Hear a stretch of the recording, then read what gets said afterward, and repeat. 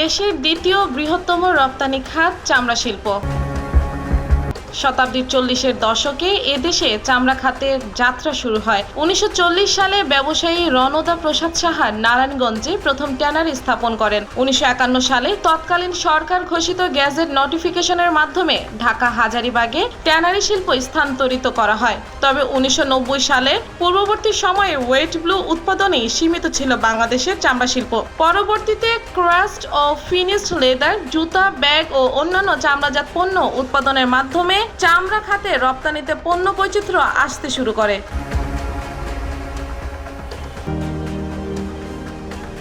তবে ট্যানারি শিল্প গড়ে ওঠার পর থেকেই এই 74 বছরে কেমন আছে এই শিল্প? এই প্রশ্নের উত্তরে ট্যানারি শিল্পের সব গল্পই হতাশা আর সম্ভাবনা দুটি দিকই মিলবে। চামড়া প্রক্রিয়াকরণ ও পণ্য উৎপাদনে পরিবেশসম্মত কমপ্লায়েন্স না থাকায় আন্তর্জাতিক বাজারে দেশের চামড়াজাত পণ্যের চাহিদা কখনোই আশানুরূপ হয়নি। আর কোভিড থেকে তার পরবর্তী সময়ে চামড়া খাতের চলমান অগ্রযাত্রায় ভাটা পড়তে থাকে।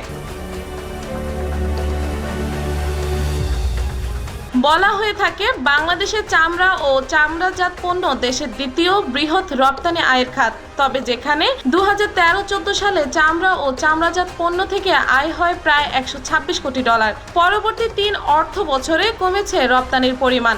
2018-19 অর্থ বছরে এই আয় আরও কমে যায়। 2023-24 অর্থ বছরের প্রথম 8 মাসে চামড়া ও চামড়াজাত পণ্য রপ্তানি করে আয় হয়েছে $713 মিলিয়ন, যা গত বছরের একই সময়ের তুলনায় 14% কম।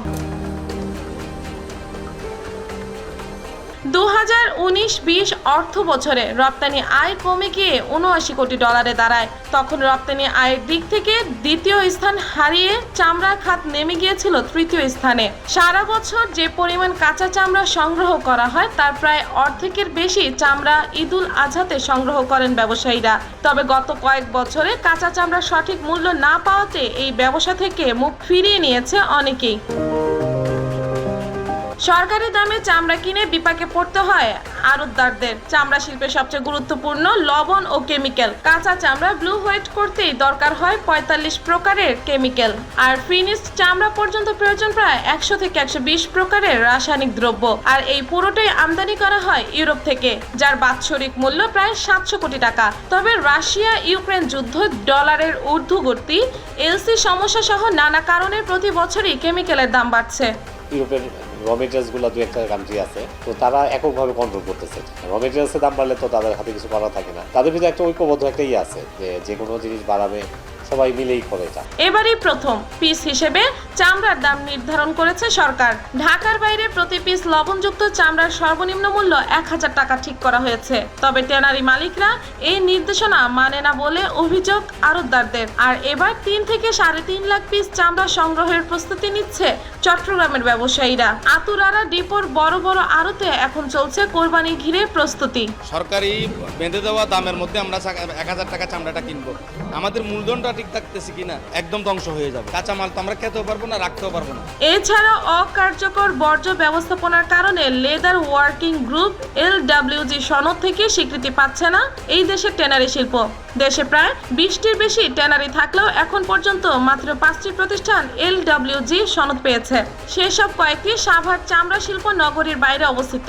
শিল্প নগরীর কোনো প্রতিষ্ঠান ট্যানারি শিল্পের মান সনদ প্রদানকারী আন্তর্জাতিক সংস্থা লেদার ওয়ার্কিং গ্রুপ থেকে স্বীকৃতি পাচ্ছে না। চামড়া সেক্টরকে বাঁচাতে হলে এটা যেতে হবে, কারণ এখন একমাত্র LWG ছাড়া ট্যানারি থেকে কিনতেছে চায় না, এবং তারা সে সুযোগটা নিচ্ছে। প্রাইসিং যেভাবে করতেছে এটাতে এভাবে প্রায় এই দামে সেল করে তো কেউ প্রফিট করতে পারছে। কেমিক্যালস কিনছে, প্রোডাকশন করছে, এখন তো তার বিক্রি করা ছাড়া উপায় নেই। এবার দেখা যাক কোরবানি ঈদকে সামনে রেখে সাভার চামড়া শিল্প নগরীর প্রস্তুতি কেমন। এবছর লবণযুক্ত প্রতি বর্গফুট গরুর চামড়ার দাম ঢাকায় 55 থেকে 60 টাকা এবং ঢাকার বাইরে 50 থেকে 55 টাকা। গত বছরের নির্ধারিত দামের চেয়ে এবারের দাম 5 টাকা বেশি। অন্যদিকে সারা দেশে খাসির চামড়া 20 থেকে 25 টাকা এবং বকরির চামড়া 18 থেকে 20 টাকা নির্ধারণ করা হয়েছে। বাংলাদেশ টেনার্স অ্যাসোসিয়েশনের তথ্য মতে এবছর প্রায় 1 কোটি পিস কাঁচা চামড়া সংগ্রহ করা হবে। তবে তার জন্য লবণ ও কেমিক্যালের কারসাজি বন্ধে সরকারকে উদ্যোগ নেওয়ার দাবিও জানান সংগঠনটি। আমাদের যে প্রিজার্ভেশন সমস্যাটা, এটা কিন্তু প্রতি বছরের ন্যায় এই বছরও আছে। সেই গরমের সময়ই আমাদের কোরবানি ঈদটা হচ্ছে, যে আমাদের দ্রুত প্রিজার্ভেশন কীভাবে করা যায় সেটা হলো আমাদের সবচেয়ে বড় চ্যালেঞ্জ। চামড়া সংরক্ষণের প্রধান উপকরণ লবণ। এবছর প্রতিটি গরু মহিষের জন্য 10 কেজি এবং ছাগল ভেড়ার জন্য 5 কেজি করে লবণ ধরা হয়েছে। গত বছরের চাইতে এবছর 2,05,000 মেট্রিক টন বেশি লবণ উৎপাদন হয়েছে। তবে ব্যবসায়ীরা বলছেন চট্টগ্রামে গত 15 দিনে ব্যবধানের লবণের মন প্রতি দাম বেড়েছে 150 থেকে 200 টাকা পর্যন্ত। বিক্রি হচ্ছে 980 থেকে 1020 টাকায়। তবে ঢাকায় এখনো লবণের দাম বাড়েনি। গত 15 থেকে 20 দিন আগে ছিল 870 টাকার মতো। অনেক সময় একটু ক্রাইসিস ক্রিয়েট করে, অনেক সময় একটু বেশি বিক্রি করে। প্রতি বছরের মতো এবারও কোরবানির ঈদে আগে বেড়েছে লবণের দাম। তখন বাংলাদেশ ক্ষুদ্র ও কুটির শিল্প বিসিক বলছে দাম নিয়ন্ত্রণে কঠিন পদক্ষেপ নিচ্ছে তারা। আমাদের যদি ইনফর্ম করে সাথে সাথে 1-2 ঘন্টার মধ্যে ওখানে পৌঁছে যাবে। দরিদ্র যে লবণ পাচ্ছি না বা লবণের দাম বেশি, এই কোনো সুযোগ নেই। সেটির বিষয়ে আমাদের মোবাইল কোড চালু থাকবে।